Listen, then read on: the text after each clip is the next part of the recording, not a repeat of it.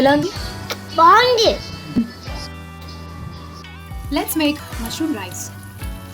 To a cooker, I've added some bay leaf, couscous, sesame seeds, green peas, and sweet corn, along with some cashew nuts. They are fried really beautifully. Now we'll add thinly sliced mushroom.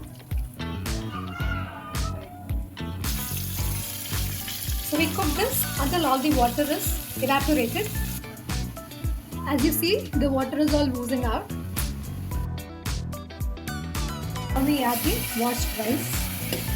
As the rice is being fried, we shall add some salt, some pepper, jeera powder, a little of garam masala, along with our secret ingredient for health, moringa powder.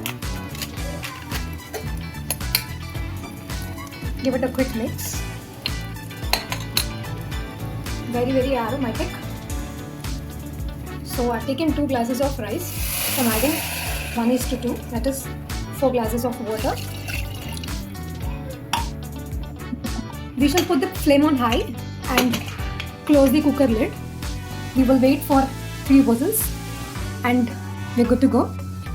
Mushroom rice is ready. Add in some butter.